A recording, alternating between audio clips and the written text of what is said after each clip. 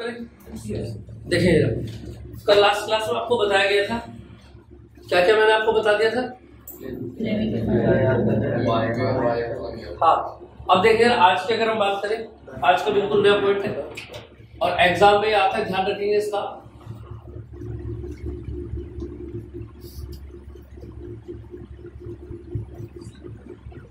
और टॉपिक का नाम है बायोसेवर्ट का नियम। सबसे पहली बात तो ये है कि इस नियम से हम क्या क्या चीजें कर सकते हैं, समझ में आ पा रही है बात? देखो, अगर हम इस नियम की बात करें तो इस नियम ने एक बात बताई, क्या बायोसेवर्ट जो व्यक्ति थे उन्होंने एक बात बताई कि अगर आपके पास कोई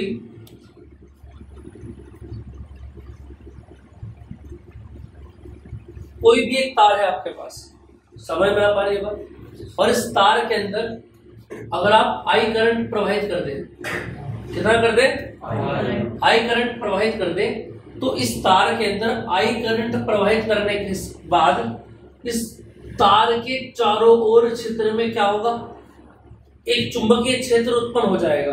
क्या हो जाएगा? अब इस तार की लंबाई तो बहुत बड़ी है, तो उन्होंने एक बात बताई, क्या आप इस पूरे तार को ना लेकर के इसका एक अल्पांश ले लेंगे। क्या ले लेंगे? और इस पूरे तार की लंबाई अगर L है तो अल्पांश की लंबाई क्या हो जाएगी? समझ में आ गई बात? अब ये याद रखना, जब भी मान लिया कोई M है और इसका हमें अल्पांश लेना है तो क्या हो जाएगा? बोलो, dm। समझ रहे हो? अगर ये d आगे लगा दिया, इसका मतलब हमने उसका एक छोटा सा हिस्सा ले लिया। क्लियर बात समझ में आ पा रही है? पूरे तार की लंबाई कितनी L है, लेकिन हमने अल्पांश ले लिया dm। समझ में आ रही है बात? चल, अब अल्पांश पे देखिए जरा, मैंने बताया इसके चारों तरफ चुंबकीय क्षेत्र उत्पन्न हो गया, तो मैंने इसके अल्पांश के बिंदु O से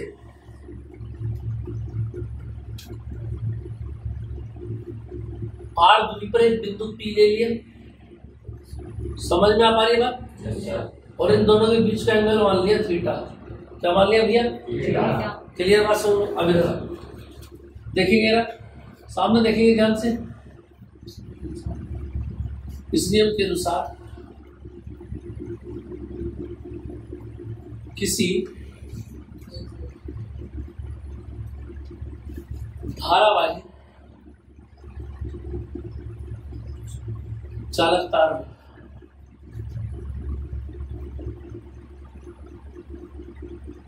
चालक तार के चारों ओर एक चुंबकीय क्षेत्र उत्पन्न हो जाता है। तो ये इतनी बात समझ में आई जो मैंने आपको बताया? ठीक है। अब देखें जरा, माना इस बात से लिखेंगे आप L लंबाई का डायग्राम देखते रहेंगे। एक चालक तार है जिसमें I एम्पियर धारा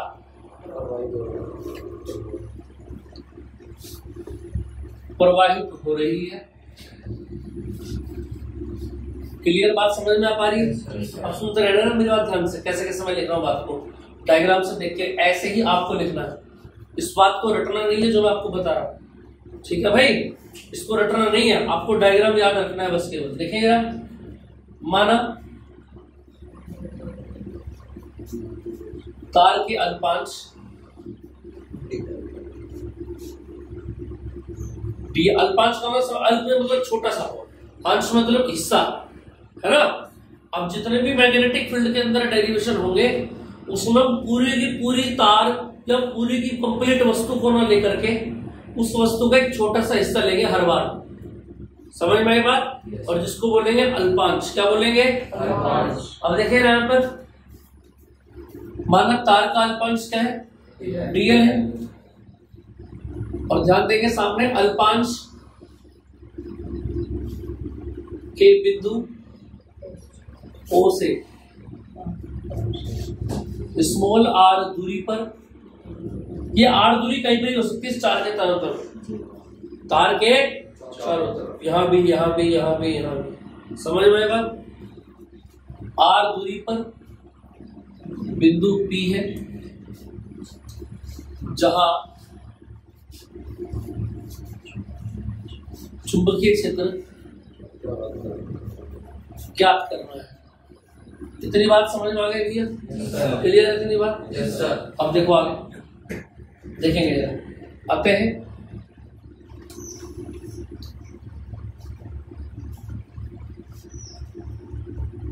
चालक से उत्पन्न चुंबकीय क्षेत्र।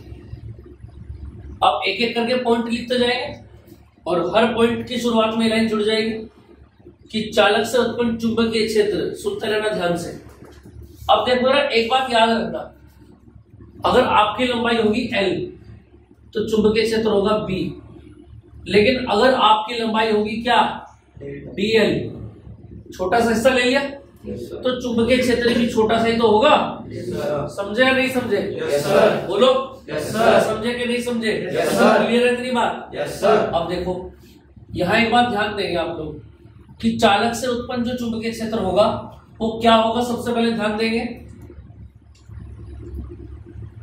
चालक में प्रवाहित धारा के समानुपाती होता है। यानी जो dB है वो समानुपाती किसके होगा? बोलो I के होगा। कोई बात समझ में आ रही है? दूसरी बात, चालक से उत्पन्न जो चुंबकीय क्षेत्र होगा और किसके समानुपाती होगा? चालक की लंबाई के समानुपाती होता है। dB समानुपाती किसके होगा? बोलो लंबाई। और लंबाई कितनी है? बोलो DL। कोई दिक्कत किसी को? इतनी बात समझ में आ रही? चलो, चालक से उत्पन्न चुंबकीय क्षेत्र और किसके समानुपाती होगा? थीटा के। अब इस बात को कैसे लिखेंगे? देखो, सुनते रहना। चालक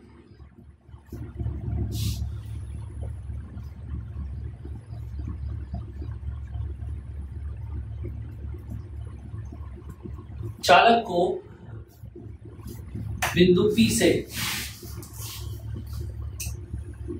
मिलाने वाली रेखा तथा चालक के बीच बने कोण की ज्या के समानुपाती होता है। और ये बात समझ भैया? इसका मतलब ये हुआ, देखो जरा सामने कि dB जो है वो समानुपाती किसके होगा? फिर दोबारा सुनेंगे, चालक तथा चालक को बिंदु P से मिलाने वाली रेखा के बीच जो कोण बना हुआ है उस कोण की ज्या यानी कि साइन थीटा के क्या होगा? ये समानुपाती होगा। इतनी बात समझ में आ गई? क्लियर है? यहाँ तक कोई दिक्कत किसी को? अभी आपको याद कैसे होंगी I DL थीटा? अभी बता रहा हूँ, 2 मिनट रुक जाओ, ठीक है? अब देखें जरा तीसरी बात, चौथी बात आ जाती है कि चालक से उत्पन्न जो चुंबकीय क्षेत्र होगा वो और किसके बराबर होगा? देखेंगे जरा, चालक से बिंदु P तक की दूरी के वर्ग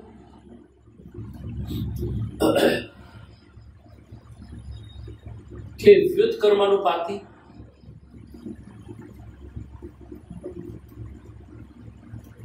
होता है।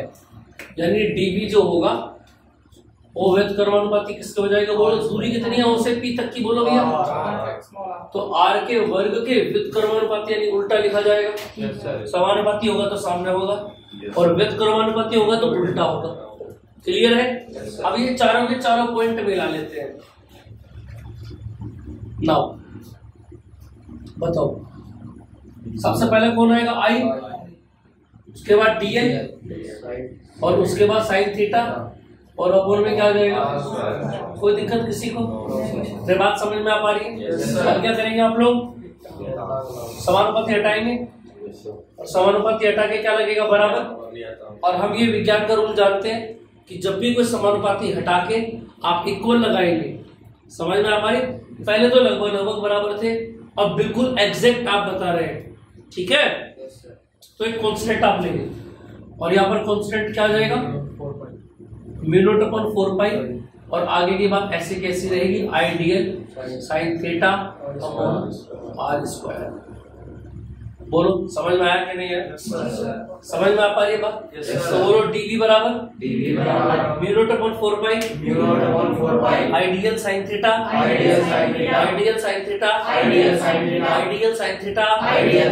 Upon R square. बोलो dv बराबर mu naught upon 4 pi ideal sine theta upon R square. कौन सा नियम है? बायो-सेवर्ट के। देखो फॉर्मूला किससे स्टार्ट हो रहा है, डीवी से। तो याद रखना बायो-सेवर्ट के नियम से आप किसी भी धारावाहिक चालक तार से उत्पन्न जो चुंबकीय क्षेत्र होगा उसको आप निकाल सकते हैं। आई बात समझ में? क्लियर है इतनी बात? अच्छा एक बात और ध्यान रखिएगा, एक समाकलन का छोटा सा नियम है और इस नियम को आप याद रखेंगे। समाकलन यानी कि इंटीग्रेशन। Yes sir. और नियम ये है कि जब भी आपको मान लीजिए अल्पांश है डीएल। Yes sir. अल्पांश समझ गए? Yes sir. बड़े से तार का छोटा सा हिस्सा। Yes sir. अल्पांश को अगर आपको पूरे के पूरे तार के अंदर बदलना हो, भाई डीएल का मतलब तो ये छोटा सा हिस्सा हो गया। Yes sir. और ये एल का मतलब हो गया पूरी लंबाई का तार। तो याद रखना हमेशा उस छोटी राशि का क्या कर देंगे आप, समाकलन कर देंगे। इस समाकलन के चिन्ह से ये डी कैंसिल हो जाएगा। Yes sir. इससे कैंसिल तो क्या बचा, आई बात समझ? Yes sir. क्लियर है? Yes sir. ऐसे अगर मैं बोलूं मेरे पास छोटा सा क्षेत्रफल है, क्या है, छोटा सा क्षेत्रफल है अल्पांश का, और मुझे से बड़े क्षेत्रफल में बदलना है, तो आप क्या करेंगे बोलो उसका, तो क्या हो जाएगा, आई बात समझ में? Yes sir. मैंने कहा छोटा सा चुंबकीय क्षेत्र है मेरे पास डीबी। ये डीबी कौन सा चुंबकीय क्षेत्र है, छोटा सा। तो ये अल्पांश बनाएगा। लेकिन मैंने कहा मुझे तो पूरे तार के कारण चाहिए, न्यूमेरिकल में आएगा, याद रखना, क्योंकि इस फॉर्मूले से तो केवल डीबी निकलेगा। मैंने कहा पूरे तार एल लंबाई के कारण बताओ, तो क्या कर दोगे बोलो, डीबी का क्या आ जाएगा, समझ में आया कि नहीं आया? yes, इस बात को याद रखेंगे कि नहीं रखेंगे? yes, बोलो भैया, अरे हाला बोलो, yes, समझ में आई बात? कोई दिक्कत किसी को? समाकलन में तो इसको लिखे जी, समाकलन में तो सीमाएं भी होती हैं, समाकलन में तो सीमाएं भी होती हैं। निश्चित समाकलन नहीं,